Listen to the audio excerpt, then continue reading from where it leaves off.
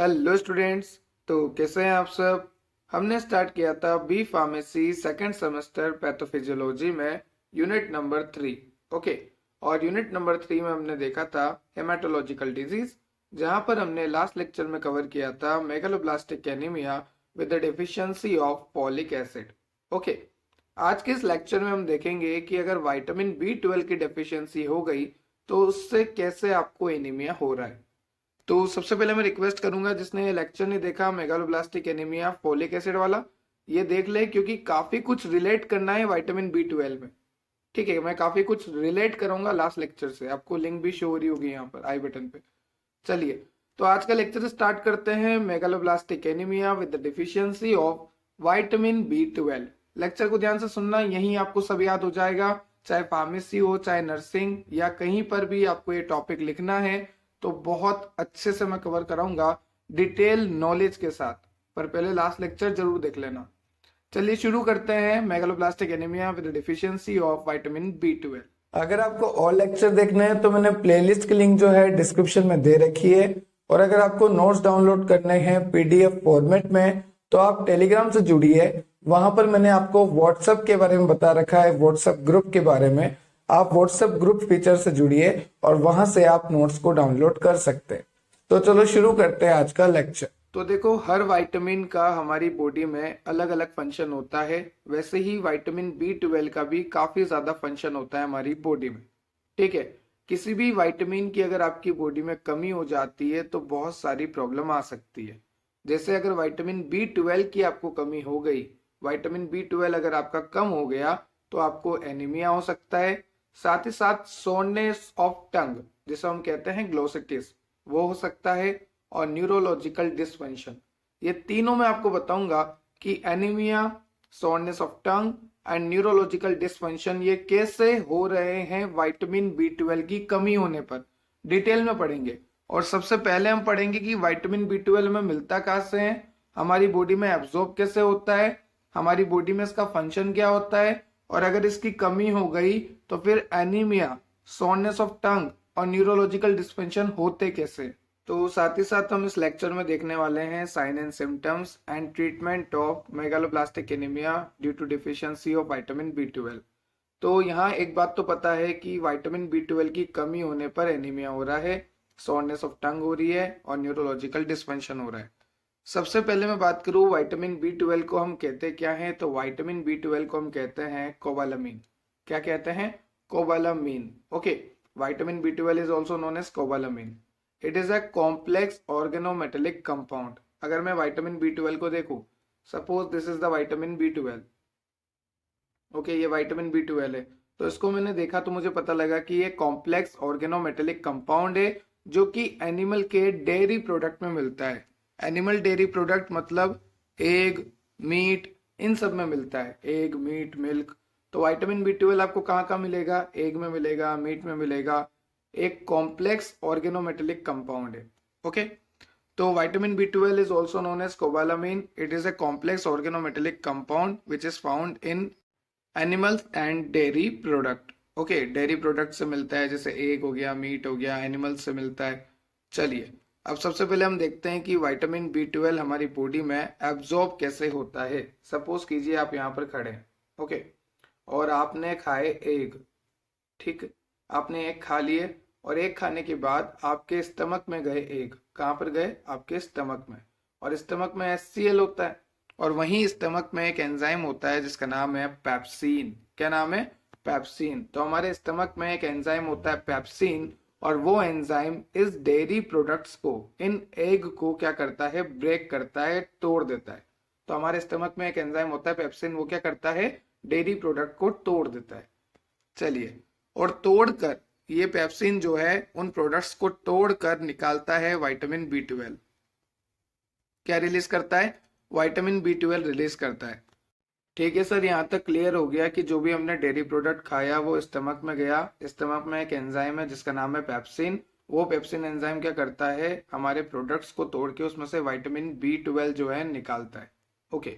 अब ये पेप्सिन जो है इसकी इनएक्टिव फॉर्म भी होती है, उसका नाम है पेप्सिनोजन। तो पेप्सिनोजन जो है इनएक्टिव फॉर्म है और उससे बना है पेप्सिन। बस इतनी सी बात आपको याद रखनी है। और ये पेप्सिन जो है डाइजेशन कर रहा है डेयरी प्रोडक्ट का और निकाल रहा है विटामिन B12। ठीक है, मैं यहाँ पे आपको बता देता हूँ, ये मैंने अलग से इसलिए रखा हुआ है यहाँ पर। सिंपल सा है, कुछ भी नहीं है। आपने खाना खाया, ठीक है, वो स्टमक में गया, स्टमक में पेप्सिनोजन होता है। क्या होता है? पेप्सिनोजन। ये पेप्सिनोजन जो है पेप्सिन में बदलता है। ओके, और ये पेप्सिन जो है आपने जो भी एग वगैरह खाए उनको तोड़कर उसमें से विटामिन B12 निकाल देता है। यहाँ तक की कहानी क्लियर है। अब ये विटामिन B12 किसके साथ जुड़ता है, ध्यान से देखिएगा। यहाँ पर हमारे स्टमक में होती है पैराइटल सेल, और वो पैराइटल सेल एक प्रोटीन बनाती है जिसका नाम है इंट्रिंसिक फैक्टर। क्या नाम है? Intrinsic factor. तो हमारी पैराइटल सेल एक प्रोटीन बनाती है स्टमक में जिसका नाम है इंट्रिंसिक फैक्टर, और ये इंट्रिंसिक फैक्टर जो प्रोटीन है जो कि बनाया गया है पैराइटल सेल के द्वारा, तो ये इंट्रिंसिक फैक्टर बाइंड होता है विटामिन B12 से। क्लियर है यहाँ तक? तो अब ये हो चुका है विटामिन B12 इंट्रिंसिक फैक्टर। ये इंट्रिंसिक फैक्टर किसने दिया? पैराइटल सेल ने।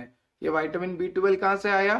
पेप्सिन ने एग को तोड़कर, अंडे को तोड़कर उसमें से विटामिन B12 निकाला था। फिर पैराइटल सेल ने एक प्रोटीन रिलीज किया जिसका नाम है इंट्रिंसिक फैक्टर। तो विटामिन B12 अकेला घूम रहा था, ये रहा, तो इंट्रिंसिक फैक्टर के साथ जुड़ गया। तो अब ये हो गया है, यहाँ पर देखिए, and B12 intrinsic factor complex passes into the intestine. अब ये आगे बढ़ेगा इंटेस्टाइन की तरफ। चलिए, यहाँ तक क्या हुआ कि स्टमक में सारा काम हो चुका है। ठीक है, अब ये जो इंट्रिंसिक फैक्टर विटामिन B12 है ये आपके इंटेस्टाइन की तरफ आगे बढ़ेगा। सपोज कीजिए यहाँ पर ये कॉम्प्लेक्स बन चुका है, यहाँ पर ये बना है विटामिन B12 और इंट्रिंसिक फैक्टर का कॉम्प्लेक्स। अब ये आपके इंटेस्टाइन में आगे बढ़ेगा, और जैसे ये इंटेस्टाइन में आगे बढ़ेगा एक रास्ता आएगा, ड्यूडनम, जेजनम, इलियम, स्मॉल इंटेस्टाइन के पार्ट्स होते हैं, तो वहां पर इसको इलियम रोकेगा। इलियम बोलेगा अरे रुक जाओ यार, कहाँ जा रहे हो, हमसे भी मिल लो। किसको बोलेगा? विटामिन B12 इंट्रिंसिक फैक्टर को ये बोलेगा कि भैया कहाँ जा रहे हो, हमसे भी तो मिलके जाओ। तो इलियम क्या करता है? इलियम में, हमारे इंटेस्टाइन के इलियम पार्ट में एंटेरोसाइट सेल प्रेजेंट होती है। तो ये एंटेरोसाइट सेल क्या करती है? पहचान लेती है कि विटामिन B12 और इंट्रिंसिक फैक्टर जो है जा रहे हैं। तो ये एंटेरोसाइट सेल जो है इंट्रिंसिक फैक्टर को अच्छे से जानती है। They recognise the intrinsic factor and absorb the whole complex. वो बोलता है इंट्रिंसिक फैक्टर को कि अरे आप कहाँ घूम रहे हो, आप तो हमारे रिश्तेदार हो, आ जाओ। तो एंटेरोसाइट सेल जो है उस फैक्टर को, उस कॉम्प्लेक्स को अपने अंदर ले लेती है। कौन से कॉम्प्लेक्स को? Intrinsic factor and vitamin B12 का जो कॉम्प्लेक्स बना था उसको वो एब्जॉर्ब कर लेती है, पूरे कॉम्प्लेक्स को। कौन सी सेल? Enterocyte cell. किस जगह पर? इलियम में। ओके, इंटेस्टाइन के 3 पार्ट होते हैं, ड्यूडनम, जेजनम, इलियम। तो इलियम जो पार्ट है उसमें एंटेरोसाइट जो सेल है वो एंटेरोसाइट सेल पूरे कॉम्प्लेक्स को अंदर ले लेती है। कौन सा complex? Intrinsic factor vitamin B12 का कॉम्प्लेक्स। ओके, तो देखो मैंने यहाँ पे लिखा है कि एंटेरोसाइट सेल जो है इलियम की वो एब्जॉर्ब कर लेती है vitamin B12 intrinsic factor complex. क्या नाम है? विटामिन B12 और इंट्रिंसिक फैक्टर जुड़ गया था, तो अब ये कॉम्प्लेक्स बन गया vitamin B12 intrinsic factor complex inside the enterocyte. अब देखो एंटेरोसाइट सेल के अंदर क्या चलेगा। अब जैसे ही एंटेरोसाइट सेल के अंदर गया कौन? Vitamin B12 intrinsic factor complex. अब यहाँ पर क्या हुआ? ये इंट्रिंसिक फैक्टर अलग हो गया और विटामिन B12 अलग हो गया। एंटेरोसाइट सेल के अंदर जाने के बाद, यहाँ एंटेरोसाइट सेल के अंदर जाने के बाद विटामिन B12 अलग और इंट्रिंसिक फैक्टर अलग। देखिए, inside the enterocyte intrinsic factor get removed and a special protein called transcobalamin second bind the free vitamin B12। अब देखिए मैं आपको यहाँ पे समझाता हूँ। यहाँ तक तो आपको क्लियर हो गया कि विटामिन B12 और इंट्रिंसिक फैक्टर का कॉम्प्लेक्स बना था। तो विटामिन B12 IF लिख रहा हूँ, इंट्रिंसिक फैक्टर का कॉम्प्लेक्स बना था। ये कॉम्प्लेक्स जो है इलियम की एंटेरोसाइट में, suppose this is the enterocyte cell. Okay, ये मैंने ई से लिख दी यहाँ पर, ये एंटेरोसाइट सेल है, ये इलियम है, आई से इलियम। तो ये एंटेरोसाइट सेल में गया। अब जैसे ही विटामिन B12 इंट्रिंसिक फैक्टर का कॉम्प्लेक्स एंटेरोसाइट सेल में आया, यहाँ पर आने के बाद क्या हुआ? विटामिन B12 तो अलग हो गया और इंट्रिंसिक फैक्टर अलग हो गया। ठीक है, अब जैसे ही विटामिन B12 अलग हुआ, एंटेरोसाइट सेल में ही इसके साथ क्या हुआ? ये जो एंटेरोसाइट सेल थी इसके अंदर क्या हुआ कि इंट्रिंसिक फैक्टर अलग हो गया, विटामिन B12 अलग हो गया। अब एंटेरोसाइट सेल में ही इस विटामिन B12 के साथ जुड़ गया ट्रांसकोबालामिन 2। क्या जुड़ा? ट्रांसकोबालामिन 2 किसके साथ जुड़ा? विटामिन B12 के साथ। कौन से सेल में जोड़ा? एंटेरोसाइट। ठीक है, यहाँ पे सब लिखा हुआ है। Inside the enterocyte intrinsic factor get removed, intrinsic factor तो हट गया और एक स्पेशल प्रोटीन होता है ट्रांसकोबेलामीन, वो आगे B12 से जुड़ गया। ठीक है, यहां तक क्लियर है आपको? चलिए आगे चलते हैं। From there to various target tissue. अब देखिए क्या हुआ कि यहाँ पर मैंने आपको बोला कि ट्रांसकोबेलामीन 2 जो है, ट्रांसकोबेलामीन 2 विटामिन B12 के साथ जुड़ गया, क्योंकि विटामिन B12 फ्री हो गया था, क्योंकि वहां पर इंट्रिंसिक फैक्टर चल गया था एंटेरोसाइट में आने के बाद। तो ये दोनों मिलके अब जाएंगे हमारे वेरियस टारगेट में। सपोज ये गए लीवर में, कहां पर गए? सपोज ये गए लीवर में, और लीवर में जाकर ये सालों तक स्टोर हो जाते हैं। ठीक है, इनके और भी काम है, कुछ तो लीवर में चल जाते हैं, ये दोनों कॉम्प्लेक्स मिलके कुछ तो लीवर में चल जाते हैं और कुछ जाते हैं हमारे ब्लड में। तो देखिए यहाँ पर लिखा हुआ है मैंने, ये जो है हमारे वेरियस टारगेट टिश्यू में जाते हैं सम of the transcobalamin vitamin B12। अब हम क्या बोलेंगे इसको? ट्रांसकोबेलामीन विटामिन B12, क्योंकि ट्रांसकोबेलामीन सेकंड जो है विटामिन B12 के आगे से जुड़ गया था। ठीक है, तो some of the transcobalamin vitamin B12 complex get to the liver where B12 can be stored for several years. मैंने आपसे बोला था कि सेवरल ईयर्स तक स्टोर हो जाएगा। अब कुछ B12 जो बचा है, वो B12 क्या करता है? डीएनए के प्रीकर्सर बनाने के काम आता है। देखो ध्यान से सुनो, डीएनए के प्रीकर्सर बनाने के कौन काम आ रहा है? B12। और अगर B12 नहीं रहेगा तो डीएनए के प्रीकर्सर नहीं बनेंगे, और डीएनए के प्रीकर्सर नहीं बनेंगे तो डीएनए नहीं बनेगा, मतलब सेल डिवीजन में दिक्कत आएगी। ठीक है, which is essential for sale division. जैसा कि मैंने आपको कहा, अगर B12 बनेगा तभी डीएनए बनेगा, और डीएनए बनेगा तभी सेल डिवीजन होगी। पर B12 नहीं बनेगा तो डीएनए बनेगा, और डीएनए नहीं बनेगा तो सेल डिवीजन सही से नहीं हो पाएगी। क्लियर है? ठीक है सर, यहाँ तक की कहानी क्लियर है कि विटामिन B12 जो है अभी ट्रांसकोबेलामीन के साथ है। ठीक है, वो कैसे आया ये भी हमें क्लियर है कि सबसे पहले अपन ने डाइटरी प्रोडक्ट खाए, फिर पेप्सिन ने तोड़ के विटामिन B12 बनाया, फिर वो विटामिन B12 जो है इंट्रिंसिक फैक्टर के साथ जुड़ा। ये इंट्रिंसिक फैक्टर एक प्रोटीन है जो कि पेराइटल सेल ने निकाला, और यहाँ पर बना विटामिन B12 इंट्रिंसिक फैक्टर। यह विटामिन B12 इंट्रिंसिक फैक्टर जो है हमारे इलियम में गया। इलियम में जाने के बाद कौन सी सेल में? एंटेरोसाइट सेल में गया। जैसे ही विटामिन B12 और इंट्रिंसिक फैक्टर एंटेरोसाइट सेल में गए, इंट्रिंसिक फैक्टर अलग, विटामिन B12 अलग। अब ये जो फ्री विटामिन B12 है, फ्री विटामिन B12 के साथ जुड़ा हमारा ट्रांसकोबेलामीन 2, और ये गया वेरियस जगह पर। ठीक है, जैसे लीवर में गया और हमारे ब्लड में आया, तो लीवर में जाके तो ये सेवरल ईयर तक स्टोर हो गया, और ब्लड में आने के बाद ये क्या करता है? डीएनए के प्रीकर्सर बनाता है, क्योंकि ये जरूरी है सेल डिवीजन के लिए। ओके, अब ये विटामिन B12, ये विटामिन B12 जो हमारे ब्लड में है, जो हमारी बॉडी में है, ये मिथाइल ग्रुप लेता है। क्या लेता है? Methyl group. और ये मिथाइल ग्रुप किससे लेता है? मिथाइल THF से। लास्ट लेक्चर में मैंने पढ़ाया था मिथाइल THF क्या होता है। खैर अभी तो काम नहीं आएगा, पर जिसको पढ़ना है वो लास्ट लेक्चर देख सकता है, मेगालोब्लास्टिक एनीमिया फोलिक एसिड वाला। तो क्या होता है, जो विटामिन B12 होता है, जो ब्लड में आया है, बॉडी में आया है, बाकी तो लीवर में चल गया, स्टोर्ड हो गया जाके सेवरल ईयर तक, जब जरूरत होगी तब निकलेगा वो। पर यहाँ पर जो विटामिन B12 हमारे ब्लड में है, वो विटामिन B12 जो है मिथाइल ग्रुप लेता है। मिथाइल ग्रुप का मतलब CH3 ग्रुप लेता है, और ये मिथाइल ग्रुप किससे मिलता है? मिथाइल THF से। ठीक है, मिथाइल THF से क्या मिलता है? Methyl group. और ये मिथाइल ग्रुप किसको देता है? विटामिन B12 को। यहाँ पे देखिए आप, मैं आपको यहाँ पे बना देता हूँ, मिथाइल THF हमारी बॉडी में होता है। ठीक है, इससे मिथाइल ग्रुप मिलता है, और ये मिथाइल ग्रुप किसको मिलता है? हमारे विटामिन B12 को। क्लियर है? चलो अच्छे से समझाता हूँ यहाँ पर। ये तो क्लियर है कि सर मिथाइल THF होता है, जिससे मिथाइल ग्रुप मिलता है, और ये मिथाइल ग्रुप विटामिन B12 के पास जाता है। ठीक है, और जैसे ये विटामिन B12 के पास जाता है, यहाँ पर ये विटामिन B12 अब कैसा हो जाएगा? मिथाइलेटेड विटामिन B12, क्योंकि इसको मिथाइल ग्रुप मिल गया। ठीक, पर यहाँ पर ये जो मिथाइल THF था, इसने अपना मिथाइल दे दिया, तो यहाँ पर सिर्फ क्या रह जाएगा? THF। तो इस THF को एक और मिथाइल मिल जाता है सेरीन से। किससे मिलता है? सेरीन से। और ये वापस मिथाइल THF में बदल जाता है। एक और मिथाइल कहाँ से मिलता है? सेरीन से मिलता है। ये सब मैंने लास्ट लेक्चर में बताया था, इधर वाला पोर्शन। तो चलिए, तो यहाँ तक क्लियर हो गया, हमें तो मिथाइल जो विटामिन B12 है वो मिल चुका है। अब ये मिथाइल विटामिन B12 का क्या काम है? मिथाइल हमने क्यों दिया विटामिन B12 को? तो ध्यान से सुनिएगा, काफी इंटरेस्टिंग कहानी है इसके पीछे कि हमने मिथाइल जो है विटामिन B12 को क्यों दिया। एक होता है होमोसिस्टिन। देखिए ध्यान से सुनिए, मैं आपको बताता हूँ यहाँ पर। एक है होमोसिस्टिन, हमारी बॉडी में होता है होमोसिस्टीन, और ये होमोसिस्टीन जो है मिथियोनिन में बदलता है। किस में बदलता है? मिथियोनिन में।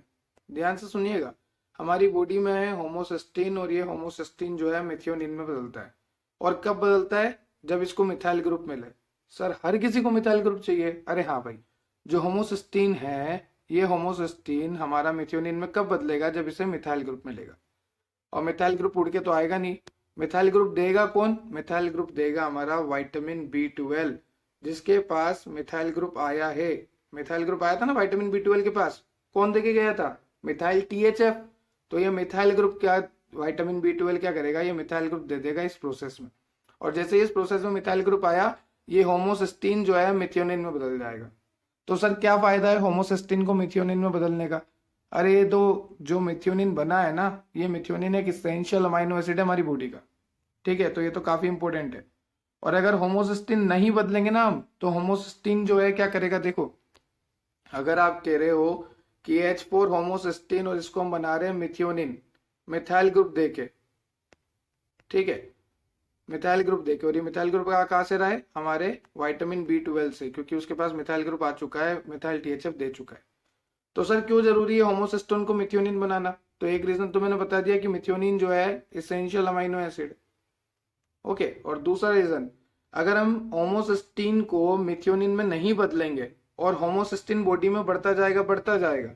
क्यों बढ़ता जा रहा है? क्योंकि होमोसिस्टीन को मिथाइल ग्रुप नहीं मिल रहा। मान लो किसी कारण से, मान लो विटामिन B12 नहीं बन रहा, तो विटामिन B12 नहीं बन रहा तो मिथाइल ग्रुप कौन देगा इस प्रोसेस को? कोई नहीं दे सकता। तो होमोसिस्टीन जो है मिथियोनिन में बदल ही नहीं सकता। क्यों नहीं बदल सकता होमोसिस्टीन मिथियोनिन में? ये होमोसिस्टीन, ये एक second, wait wait wait, screenshot हो गया, कोई बात नहीं। चलिए, ये होमोसिस्टीन जो है मिथियोनिन में बदल ही नहीं सकता, क्योंकि यहाँ पर कोई मिथाइल ग्रुप नहीं आएगा। ठीक, क्यों नहीं आएगा? क्योंकि विटामिन B12 की कमी हो गई। तो इस कंडीशन में होमोसिस्टीन ब्लड में बढ़ जाएगा। अब देखिए, suppose this is the blood vessel, suppose this is the blood vessel, और यहाँ पर जो है ब्लड फ्लो हो रहा है। अब किसी कंडीशन में मैंने आपको बोला कि होमोसिस्टीन बढ़ गया, तो होमोसिस्टीन क्या करता है? हमारी ब्लड वेसल की जो सेल होती है एंडोथेलियल, उनसे जाके अटैच हो जाता है। ये जो पर्पल कलर से मैंने बताया है, ये होमोसिस्टीन है। क्या है? होमोसिस्टीन, जो कि किससे अटैच हो गया? हमारी ब्लड वेसल की एंडोथेलियल सेल से। और जैसे ही अटैच होगा ना, यहाँ पर ये प्लेटलेट्स को इकट्ठा करेगा, और ये प्लेटलेट्स को इकट्ठा करेगा तो यहाँ पे क्लोटिंग हो जाएगी, क्लोटिंग हो जाएगी तो यहाँ पे गुच्छा बन जाएगा, एक क्लस्टर बन जाएगा, और इसकी वजह से ये क्लम्प बन जाएगा, जिसकी वजह से आगे जो है ब्लड फ्लो नहीं हो पाएगा। अब यहाँ पे ब्लड सप्लाई रुक जाएगी। यहाँ से तो प्रॉपर ब्लड आ रहा है, पर ये आगे नहीं बढ़ पा रहा, यहाँ पे ब्लड ही नहीं आ रहा, क्वेश्चन मार्क लगा दिया, ब्लड ही नहीं आएगा। क्यों? क्योंकि यहाँ पर होमोसिस्टीन डिपोजिट हो गया था एंडोथेलियल पे, और उस होमोसिस्टीन ने RBC, WBC, प्लेटलेट्स, इन सबको एक्टिवेट करके यहाँ पर जो है एक तरह से क्लम्प बना लिया, गुच्छा बना लिया, और आगे ब्लड फ्लो नहीं होने दे रहा। अब आगे की जो सेल है, सपोज दिस इज सेल, ये सेल इंतजार कर रही कि मेरा ब्लड नहीं आया, और ये सेल तड़प तड़प के मर जाएगी, क्योंकि ब्लड नहीं मिलेगा तो ब्लड के साथ ऑक्सीजन भी रहता है, न्यूट्रिएंट भी रहता है, तो सेल को सब चाहिए, पर इसके आगे की सेल मर जाएगी। तो बहुत खतरनाक कंडीशन आ सकती है अगर होमोसिस्टीन बढ़ता रहेगा। तो ये होमोसिस्टीन बढ़ क्यों रहा है? सिर्फ और सिर्फ मिथाइल ग्रुप नहीं मिल रहा है, नहीं तो ये तो बढ़िया काम करता है होमोसिस्टीन, तो मिथियोनिन में कन्वर्ट हो जाता है। क्लियर है? चलिए, तो देखिए यहाँ पे मैंने लिखा हुआ है कि मिथाइल कोबालामीन, मतलब विटामिन B12 वाला जो मिथाइल है, वो जाता है होमोसिस्टीन को, ताकि वो मिथियोनिन में बदल जाए। अगर ये नहीं जाएगा तो होमोसिस्टीन बढ़ जाएगा, और होमोसिस्टीन बढ़ने से क्या होता है मैंने बता दिया आपको। ठीक है, यहाँ तक क्लियर है? अब देखो, विटामिन B12 जो है हमारे माइटोकॉन्ड्रिया भी यूज करता है, और एडिनोसाइक्लोकोबालामीन एक्टिव फॉर्म है। तो देखिए ध्यान से सुनिएगा, ये जो विटामिन B12 है, ये विटामिन B12 हमारे माइटोकॉन्ड्रिया में एडिनोसिल कोबालामीन की फॉर्म में मिलता है। ये विटामिन B12 हमारे माइटोकॉन्ड्रिया में एडिनोसिल कोबालामीन की फॉर्म में मिलता है, और ये एडिनोसिल कोबालामीन क्या करता है, मतलब कि ये विटामिन B12 क्या करता है, क्योंकि विटामिन B12 माइटोकॉन्ड्रिया में किस फॉर्म में मिल रहा है? एडिनोसिल कोबालामीन की फॉर्म में। तो ये एडिनोसिल कोबालामीन क्या करता है? एक कोएंजाइम होता है जिसका नाम है मिथाइल मैनोलिन ए म्यूटेस, इसको एक्टिवेट करता है, और ये एक्टिवेट होने पर ही ये कन्वर्जन होता है मिथाइल मैनोलिन कोए का सक्सिनिक कोए में। तो ये कन्वर्जन रुक जाएगा। कब रुक जाएगा? जब विटामिन B12 नहीं होगा, क्योंकि अगर विटामिन B12 नहीं होगा तो हमारे माइटोकॉन्ड्रिया में उसकी फॉर्म है एडिनोसिल कोवैलेमिन, वो होगी नहीं उसकी एक्टिव फॉर्म। और अगर ये नहीं होगी तो यहाँ पर ये एंजाइम काम नहीं करेगा, कोएंजाइम मिथाइल मेलोनिन ए म्यूटेस। और अगर ये काम नहीं करेगा तो इस कन्वर्जन को कोई नहीं करा सकता। तो फिर इस कंडीशन में क्या होगा, कन्वर्जन तो रुक ही जाएगी, साथ ही साथ मिथाइल मेनोलिन का कंसंट्रेशन भी बढ़ जाएगा, जो कि बहुत हार्मफुल है। क्योंकि अगर ये मिथाइल मेलोनिन बढ़ गया तो ये आपके न्यूरॉन की माइलिन शीथ को डैमेज कर देता है। तो ध्यान से सुनिएगा, विटामिन B12 जो है हमारे माइटोकॉन्ड्रिया में एडिनोसिल कोबैलेमिन की फॉर्म में मिलता है। ये एडिनोसिल कोबैलेमिन जो है इस एंजाइम को एक्टिवेट करता है जिसका नाम है मिथाइल मेनोलिन। ओके, और ये मिथाइल मेनोलिन ए म्यूटेस जो कोएंजाइम है, ये क्या करता है, मिथाइल मेनोलिन कोए को सक्सेनिक कोए में कन्वर्ट करता है। और अगर ये एंजाइम सही से काम नहीं करेगा, क्यों नहीं करेगा, क्योंकि एडिनोसिल कोबैलेमिन नहीं है, मतलब विटामिन B12 नहीं है, तो ये एंजाइम सही से काम नहीं करेगा। और ये एंजाइम सही से काम नहीं करेगा तो ये कन्वर्जन रुक जाएगा। ये कन्वर्जन रुक जाएगा तो मिथाइल मेनोलिन कोए जो है हमारी बॉडी में बढ़ता जाएगा, बढ़ता जाएगा, बढ़ता जाएगा, बढ़ता जाएगा। और ये मिथाइल मेनोलिन कोए हमारे नर्व में जो माइलिन की शीथ होती है, न्यूरॉन के ऊपर जो माइलिन की शीथ होती है, उसको डैमेज कर देगा। क्लियर है? तो यहाँ पर देखो, मैंने फर्स्ट पेज पे आपको कहा था कि ये न्यूरोलॉजिकल डिसफंक्शन करता है। तो कैसे करता है, आपको क्लियर हो गया कि माइटोकॉन्ड्रिया में जो एंजाइम है वो काम नहीं कर पाएगा, कन्वर्जन नहीं कर पाएगा। क्यों नहीं कर पाएगा, क्योंकि विटामिन B12 की कमी हो जाएगी।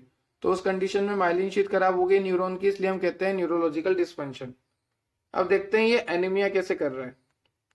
तो सपोज कीजिए विटामिन B12 है, यहाँ पर मैं आपको सपोज करवाता हूँ। देखिए विटामिन B12 है, ओके। अब सपोज कीजिए कि ये विटामिन B12 बन ही नहीं रहा आपकी बॉडी में। आप यहाँ पर खड़े हो, ठीक है, मैं आपको बताता हूँ आप कहाँ पर खड़े हो। आप यहाँ पर खड़े हो भोले भाले से, सीधे साधे से, हालांकि आप हो नहीं। आप यहाँ पर खड़े हो और आपकी बॉडी में विटामिन B12 की कमी है, बिल्कुल नहीं बन रहा। तो अगर आपकी बॉडी में विटामिन B12 नहीं बनेगा तो यहाँ पर DNA का प्रीकर्सर नहीं बनेगा। क्योंकि मैंने आपको बोला था कि DNA का प्रीकर्सर बनने के लिए क्या जरूरी है, विटामिन B12 का होना। पर आपकी बॉडी में विटामिन B12 है ही नहीं, तो आपकी बॉडी में DNA का प्रीकर्सर भी नहीं बनेगा। और अगर आपकी बॉडी में DNA का प्रीकर्सर नहीं बनेगा तो आपकी बॉडी में सेल डिवीजन जो है, क्या वो प्रॉपर हो पाएगा? बिल्कुल नहीं, प्रॉपर नहीं हो पाएगा। तो क्या कमी आ रही है, विटामिन B12 अगर आपकी बॉडी में कम है तो DNA का प्रीकर्सर नहीं बन पाएगा। और DNA का प्रीकर्सर अगर नहीं बन पा रहा है तो आपकी बॉडी में कोई भी सेल डिवीजन नहीं हो पाएगा। क्लियर है? ठीक है सर, यहां तक क्लियर हुआ कि अगर, वेट ए मिनट, यहां तक क्लियर हुआ कि अगर B12 नहीं रहेगा तो प्रीकर्सर नहीं बनेगा DNA का प्रीकर्सर, P का मतलब प्रीकर्सर नहीं बनेगा। सेल डिवीजन जो है, ये डिवीजन का साइन लगा दिया मैंने मिक्स का, नहीं हो पाएगी। और सेल डिवीजन नहीं होगी तो हमारी बोन मेरो जो है, suppose this is the bone मेरो, BM, it is the bone मेरो। अब ये बोन मेरो क्या करती है, आपको RBC WBC प्लेटलेट्स प्रोवाइड करती है। RBC WBC प्लेटलेट्स ये सब बनाती कौन है, हमारी बोन मेरो बनाती है। पर अब यहाँ पे देखो, जब B12 नहीं रहेगा तो DNA का प्रीकर्सर नहीं बनेगा, DNA का प्रीकर्सर नहीं बनेगा तो सेल डिवीजन नहीं होगा, सेल डिवीजन नहीं होगा तो बोन मेरो की सेल में सही से डिवीजन नहीं होगा, तो बड़ी बड़ी RBC बनना शुरू हो जाएगी। कैसी RBC? लार्ज RBC बनेगी। हालांकि वो रहेगी तो मैच्योर, पर बड़ी बड़ी RBC बनेगी। और अगर हमारी बॉडी में बड़ी बड़ी RBC बनती है तो स्प्लीन सोचता है, ये स्प्लीन है रेड कलर से जो मैंने बनाई, ये स्प्लीन सोचता है कि यार ये लंबी लंबी RBC क्या काम की है, इसको तो खा जाता हूं मैं। तो स्प्लीन जो है खत्म कर देता है उन बड़ी बड़ी RBC को। अब बोन मेरो सोचता है कि यार मैं RBC बना रहा हूं पर वो खत्म हो रही है, तो बोन मेरो फटाफट फटाफट फटाफट फटाफट RBC बनाता है। क्यों बनाता है?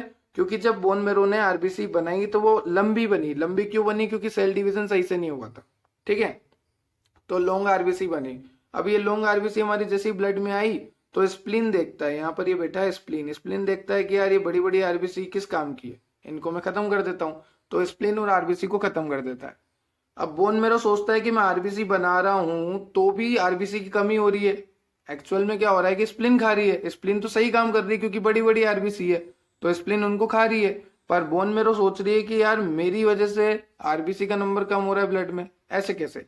तो बोन मेरो क्या करती है, अब suppose this is the bone marrow, wait ज्यादा ही खराब हो गया, suppose this is the bone marrow, और ये बोन मेरो क्या करती है, अब फटाफट फटाफट फटाफट फटाफट आरबीसी बनाएगी, फटाफट फटाफट फटाफट फटाफट। और ये आरबीसी जो है अब इमेच्योर बनेगी, छोटी बनेगी, क्योंकि जल्दी जल्दी काम करोगे तो काम बिगड़ता है। तो आरबीसी अगर फटाफट फटाफट बनाएगा बोन मेरो तो इमेच्योर बनेगी। कैसी बनेगी? इमेच्योर आरबीसी बनेगी। ये सारी थ्योरी मैंने आपको यहाँ पे लिखी हुई है, देखिए। Consequences of vitamin B 12 deficiency, impaired cell division, जिसकी वजह से बोन मेरो जो है खराब काम करेगी, ठीक है। और अगर बी 12 की कमी हो गई तो ये तो मैंने आपको पहले ही बता दिया कि होमोसिस्टिन बढ़ता है, होमोसिस्टिन बढ़ता है तो यहाँ पर डिपॉजिट हो जाता है हमारे ब्लड वेसल के एंडोथेलियल पे और क्लोट बना लेता है और आगे ब्लड सप्लाई नहीं होने देता। और ये भी मैंने आपको बता दिया कि मिथाइल मेलोनिक एसिड जो है बढ़ जाएगा, क्योंकि कन्वर्जन नहीं हो पाएगा, माइटोकॉन्ड्रिया के केस में बताया था मैंने आपको। तो ये विटामिन बी 12 की कमी होने से हो रहा है। एक तो सेल डिवीजन में खराबी आ रही, एक आपका होमोसिस्टिन ज्यादा हो चुका है और मिथाइल मेलोनिक बढ़ चुका है। यहाँ पे आप देखिए ये मिथाइल मेलोनिक जो है बढ़ता जाएगा, क्योंकि इसका कन्वर्जन रुक चुका है, क्योंकि बी 12 ही नहीं है तो फिर कन्वर्जन कराएगा कौन। और साथ में एक आपको मिथ्योनिन का केस भी बताया था मैंने, ठीक है। क्योंकि होमोसिस्टिन बढ़ेगा, क्योंकि होमोसिस्टिन जो है कन्वर्ट नहीं हो पा रहा। क्यों नहीं हो पा रहा? क्योंकि विटामिन बी 12 जो है इसको मिथाइल ग्रुप नहीं दे पा रहा। क्यों नहीं दे पा रहा? क्योंकि विटामिन बी 12 है ही नहीं, तो मिथाइल ग्रुप देगा कौन इसको? तो होमोसिस्टिन जो है बढ़ता जाएगा और ये कन्वर्ट नहीं हो पाएगा। अगर ये कन्वर्ट हो जाता तो काफी अच्छा हो जाता हमारी बॉडी के लिए। तो देखिए अब बोन मेरो की बात करें तो जैसा कि मैंने आपको कहा कि स्प्लिन खा जाती है बड़ी बड़ी आरबीसी, जिसकी वजह से आरबीसी काउंट कम हो जाता है। तो उसके रेस्पॉन्स में हमारा बोन मेरो जो है कंपनसेट करने के लिए फटाफट फटाफट आरबीसी निकालता है, तो वो इमेच्योर आरबीसी निकालना शुरू कर देता है, जिसको हम कहते हैं मैक्रोसिटिक मेगालोब्लास्टिक एनीमिया। ओके, अब बी 12 जो है डब्ल्यूबीसी के प्रोडक्शन को भी अफेक्ट करेगा। अब यहाँ पे देखिए आप, जैसा कि मैंने आपको कहा था कि ये हमारी बोन मेरो है और ये बोन मेरो जो है तीनों सेल बनाती है, आरबीसी, डब्ल्यूबीसी और प्लेटलेट्स। अब आरबीसी तो अफेक्ट हो गई क्योंकि बोन मेरो में सेल डिवीजन प्रॉपर नहीं हो रहा, क्योंकि विटामिन बी 12 नहीं है तो डीएनए का प्रिकर्सर नहीं बनना, डीएनए का प्रिकर्सर नहीं बनना तो सेल डिवीजन नहीं हो रहा, तो बोन मेरो में सही से सेल डिवीजन नहीं हो रहा, तो आरबीसी भी जो है सही से नहीं बन पा रही। बात करें डब्ल्यूबीसी की, डब्ल्यूबीसी भी सही से नहीं बन पाएगी और प्लेटलेट्स के नंबर में भी दिक्कत आएगी। तो इन तीनों में ही दिक्कत आ जाती है, और अगर इन तीनों में ही दिक्कत आती है तो इन तीनों को मिलाकर हम बोलते हैं पेनसाइटोपेनिया। क्या बोलेंगे? पेनसाइटोपेनिया। ये एक ऐसी कंडीशन है जहां पर आरबीसी, डब्ल्यूबीसी और प्लेटलेट्स तीनों के नंबर में प्रॉब्लम आ जाएगी, तीनों के शेप एंड साइज में प्रॉब्लम आ जाएगी। उस कंडीशन को हम कहेंगे पेनसाइटोपेनिया। और ये सिर्फ हो किस लिए रहा है कि एक विटामिन की जरा सी कमी हो गई। तो देखो, एक विटामिन की कमी होने से क्या क्या हो रहा है? न्यूरॉन डैमेज करवा रहे हो, स्ट्रोक के चांसेस बढ़ेंगे। स्ट्रोक के चांसेस कैसे? वो ब्लड वेसल का बताया था ना, डिपॉजिट हो गया, ब्लड आगे ही नहीं बढ़ रहा, ब्लड आगे नहीं बढ़ेगा, सेल तक नहीं आएगा। मान लो ब्रेन की सेल में ऐसा हो गया तो आपको स्ट्रोक हो सकता है, कोमा हो सकता है, डेथ हो सकती है आपकी, बेहोश हो सकते हो आप, हार्ट अटैक आने की चांसेस है, ब्लड प्रेशर बढ़ जाएगा, बहुत कुछ हो सकता है। चलिए, वो भी किस लिए? सिर्फ एक विटामिन की कमी हो रही है, सिर्फ एक विटामिन बी 12 की कमी हो रही है, इसलिए। सोचिए आप, ये देखिए यहाँ पर बता रखा है सारा कि इस तरह से यहाँ पर इकट्ठा हो जाएगा, ब्लड का फ्लो नहीं होने देगा, ब्लड क्लोट हो जाएगा, सब कुछ लिखा हुआ है। और जब ये ऐसी कंडीशन बन जाती है ना कि अंदर डिपॉजिट हो जाता है, तो उसे हम कहते हैं एथेरोस्क्लेरोसिस। क्योंकि अगर ऊपर कुछ प्रॉब्लम आ रही है ब्लड वेसल के तो वो आर्टेरियो हो गया, पर अंदर कुछ प्रॉब्लम आ रही है तो अथेरो हो गया, तो ये अथेरो है। मैंने ये आपको पढ़ा रखा है, ठीक है। अब देखिए, चलिए विटामिन बी 12 की डेफिशिएंसी क्यों हो रही है वो देख लेते हैं। या तो आप खा ही नहीं रहे हो, डाइटरी इंटेक ही नहीं है आपका, आप सारे एनिमल प्रोडक्ट को नहीं खाते हो, आप विटामिन बी 12 का सप्लीमेंट नहीं लेते हो, आपकी डाइट में विटामिन बी 12 नहीं है, तो बॉडी में तो कम हो गई, सही। दूसरा, पर्नीशियस एनीमिया। पर्नीशियस एनीमिया एक ऐसी कंडीशन है जहां पर आपकी इंट्रिंसिक फैक्टर जो है डैमेज हो जाती है, और इंट्रिंसिक फैक्टर डैमेज हो जाएगा तो विटामिन बी 12 को इंट्रिंसिक फैक्टर के साथ ही जुड़ना है, तभी तो वो जाएगा वहां पर इलियम की सेल के पास, एंटेरोसाइट के पास। तो जब इंट्रिंसिक फैक्टर नहीं रहेगा तो विटामिन बी 12 तो किसी काम का नहीं है बॉडी में होके भी। तो पर्नीशियस एनीमिया में इंट्रिंसिक फैक्टर खराब हो जाता है। एक डिजीज है क्रोन डिजीज, इस क्रोन डिजीज में इलियम डैमेज हो जाएगी। अब मान लो विटामिन बी 12 है, वो इंट्रिंसिक फैक्टर के साथ जुड़ भी गया, तो जाना तो उसे इलियम में ही है, पर इलियम डैमेज है तो वो जा ही नहीं पाएगा, तो फिर विटामिन बी 12 एब्सॉर्ब भी नहीं हो पाएगा। मान लो किसी को गैस्ट्रिक बाईपास सर्जरी हुई है या गैस्ट्रिक बाईपास प्रॉब्लम है, जो भी है, तो अब जो उसने खाना खाया वो सही से पचेगा नहीं, तो पेप्सिन सही से काम नहीं करेगा, और पेप्सिन सही से काम नहीं करेगा तो विटामिन B12 निकाल ही नहीं पाएगा वो खाने में से, बात ही खत्म। तो फिर भी एब्जॉर्प्शन नहीं होगा। या आपके बैक्टीरिया की ओवर ग्रोथ हो गई बाउल में, तो भी एब्जॉर्प्शन नहीं होगा। तो इन कंडीशन में क्या हो रहा है कि एब्जॉर्प्शन नहीं हो पा रहा, इम्पेयर्ड एब्जॉर्प्शन हो पा रहा है, सही से एब्जॉर्प्शन नहीं हो पा रहा, भले आप कितना ही विटामिन B12 का सप्लीमेंट ले लो। अब देखिए यहाँ पर साइन एंड सिम्टम्स आपको दे रखे हैं। मोस्ट कॉमन साइन है एनीमिया का। एनीमिया क्यों बोल रहे हैं? क्योंकि आरबीसी के नंबर कम हो रहे थे। हमने देखा था कि बोन मेरो बहुत ज्यादा बना रही थी और स्प्लीन उनको खत्म करने में लग रही थी, और आरबीसी जो है इमेच्योर बन रही थी, तो आरबीसी के नंबर कम हो रहे थे। किस लिए? विटामिन B12 की कमी होने से। Shortness of breath, pallor, easy fatigability, जल्दी थक जाओगे आप।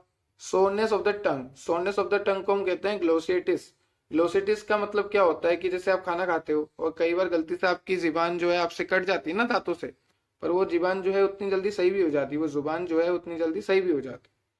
पर अगर आपको विटामिन B12 की डेफिशिएंसी है तो वहां पर आपको टंग जो है सही नहीं होगी, टंग में इन्फ्लामेशन हो जाएगा, उस कंडीशन को कहेंगे ग्लोसिटिस। सिर्फ एक विटामिन की कंडीशन, विटामिन की कमी होने से आपके टंग में भी इन्फ्लामेशन हो रहा है, बताओ, आपके न्यूरॉन खराब हो रहे हैं, हार्ट अटैक के चांसेस बढ़ रहे हैं सिर्फ एक विटामिन की कमी से। और इस्केमिक हार्ट डिजीज भी आ सकती है, chest pain, stroke, paralysis, slurred speech, ये सब सिम्टम्स है विटामिन B12 की कमी होने के। चलिए, वेरी सीवियर केसेस, अगर बहुत ही खतरनाक काम हो गया तो जैसा कि मैंने आपको कहा न्यूरल डिसफंक्शन हो जाएगा, अपना फंक्शन खत्म कर देगा, impaired function of neural, loss of memory, memory भूल सकते हो, रिफ्लेक्सेस नहीं रहेंगे आपके, आपको कब क्या रिस्पॉन्ड करना है आपको समझ में नहीं आएगा। डायग्नोसिस देख लीजिए, मिथाइल मेलोनिक बढ़ जाएगा आपकी बॉडी में, होमोसिस्टीन आपकी बॉडी में बढ़ जाएगा, ठीक है, तो ब्लड में पता लग जाएगा कि मिथाइल मेलोनिक बढ़ा है मतलब विटामिन B12 की कमी है, होमोसिस्टीन बढ़ा है मतलब विटामिन B12 की कमी है। या फिर peripheral blood smear, blood test करा लो, बोन मेरो की स्टडी कर लो कि बोन मेरो पागल तो नहीं हो गई, बोन मेरो आरबीसी फटाफट फटाफट तो नहीं बना रही। तो ये सब डायग्नोस्टिक टेस्ट है कि हम पता कैसे करें। अब ट्रीटमेंट तो यही है कि एब्जॉर्प्शन नहीं हो पा रहा तो एब्जॉर्प्शन करवाओ, ठीक है, डिजीज जो भी हो रही है जिसकी वजह से एब्जॉर्प्शन नहीं हो रहा उसको सही करो, और B12 के डोज बढ़ा दो। इंट्रामस्कुलर देते हैं हम B12 को, ठीक है, कहाँ पर देते हैं? मसल्स में देते हैं, तो उसको हम बोलते हैं इंट्रामस्कुलर। तो विटामिन B12 के इंजेक्शन देंगे इंट्रामस्कुलरी। और treatment underline cause when possible should be started. तो यहाँ पे आपको लिखा है कि जो भी आपके हाथ में ट्रीटमेंट है वो भी आप शुरू कर दीजिए। विटामिन B12 आप किसी भी फॉर्म में ले सकते हैं, एग के फॉर्म में, मीट की फॉर्म में, डेयरी प्रोडक्ट्स की फॉर्म में, एनिमल्स की फॉर्म में, तो आपको उन्हें लेना शुरू कर देना चाहिए। जो आपके हाथ में है उनसे भी आप ट्रीटमेंट कर सकते हो। बाकी एब्जॉर्प्शन रिलेटेड है तो फिर आपको मसल में हम इंजेक्शन दे देंगे, ठीक है, इंट्रामस्कुलर। चलिए, तो ये था आपका lecture megaloblastic anaemia with deficiency of vitamin B12, जिसमें हमने देखा साइन एंड सिम्टम्स, ट्रीटमेंट कैसे हो रहा है, क्यों हो रहा है, एब्जॉर्प्शन कैसे हो रहा है, सब कुछ देख लिया है। और मेरा ये सजेशन है कि मेगालोब्लास्टिक एनीमिया एक बार आप फोलिक एसिड का भी देख लो और ये भी देख लो। पहले फोलिक देखो फिर ये वाला देखो विटामिन B12 वाला, आपका टॉपिक बहुत ज्यादा स्ट्रांग हो जाएगा। आई होप आपको लेक्चर क्लियर हुआ होगा। अगर आपको कोई भी डाउट है तो आप कमेंट सेक्शन में कमेंट कर सकते हैं। ये नोट्स आपको हमारे व्हाट्सएप ग्रुप से मिलेंगे, तो व्हाट्सएप ग्रुप से ज्वाइन होने के लिए मैंने प्रोसीजर बता रखा है। How to join WhatsApp group आपको इसी वीडियो के डिस्क्रिप्शन बॉक्स में लिंक मिल जाएगी। जरूर प्रोसीजर को फॉलो करें, व्हाट्सएप ग्रुप से जुड़े, मुझसे जुड़े और ये नोट्स डाउनलोड करें और अच्छे से पढ़ें। Have a nice day, thank you.